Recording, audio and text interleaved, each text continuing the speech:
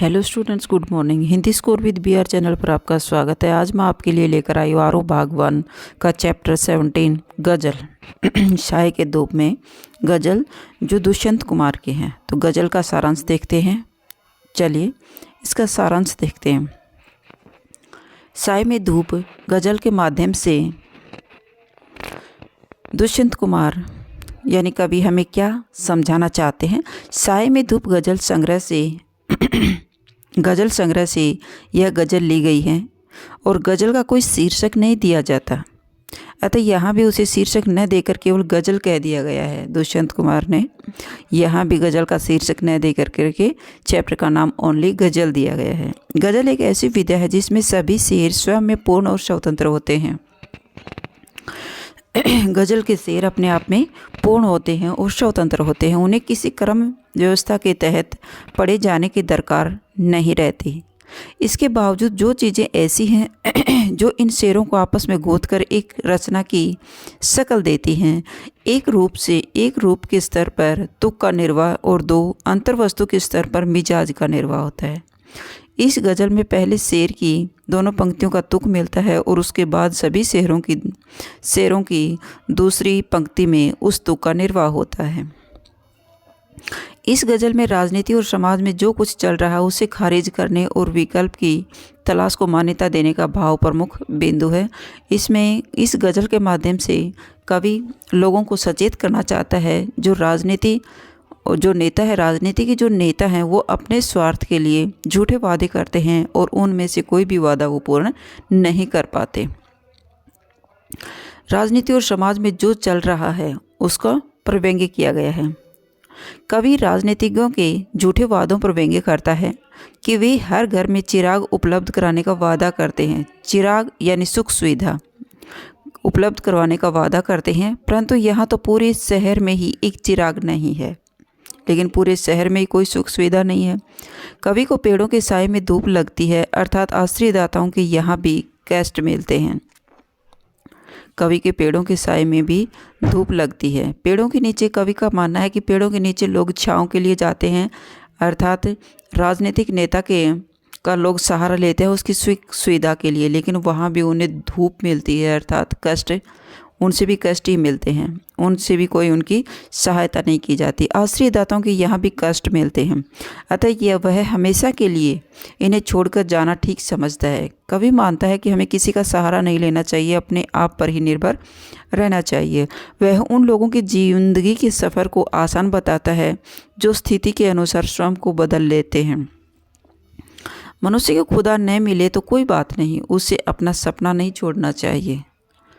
किसको? मनुष्य को। थोड़े समय के लिए ही सही हसीन सपना तो देखने को मिलता है।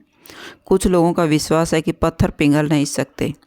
कवि आवाज़ के असर को देखने के लिए बेचैन है।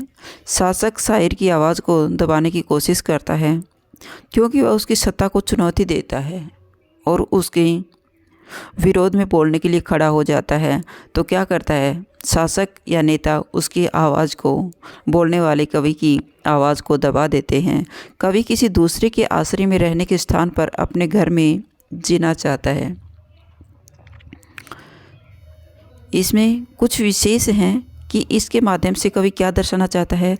कवि ने आज़ाद भारत के कटु सत्य का वर्णन किया गया है। दूसरा है नेताओं के झूठे आश्वासन व संस्थाओं के द्वारा आम आदमी के शोषण का उदाहरण आए दिन मिलते हैं। चिराग, मैसर, दरखत, साए आदि उर्दू शब्दों का प्रयोग से भाव में गहनता आई है। खड़ी बोली में प्रभावी अभिव्यक्ति है, संगीतात्मकता है। चिराग और दरखत आशा व सुव्यवस्था के प्रतीक हैं। चिराग आशा का प्रतीक है और दरखत सुव्यवस्था के प्रतीक है।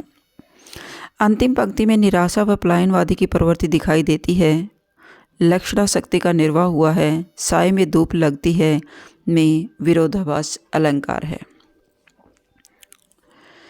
चलिए अब थोड़ा सा कवि का परिचय देख लेते हैं। कवि परिचय। दुष्यंत कुमार का जन्म उत्तर प्रदेश के राजपुर नवादा गांव में सन 1933 ईस्वी में हुआ था। इनके बचपन का नाम दुष्यंत नारायण था। तो दुष्यंत कुमार का बचपन का नाम था दुष्यंत नारायण। प्रयाग विश्वविद्यालय से इन्होंने एमए किया और यहीं से इनका साहित्यिक जीवन आरंभ हुआ। वे वहाँ की साहित्यिक संस्था परिमल की गोष्ठियों में सक्रिय रूप से भाग लेते रहे और नए पत्ते जैसे महत्वपूर्ण पत्र के साथ भी जुड़े रहे।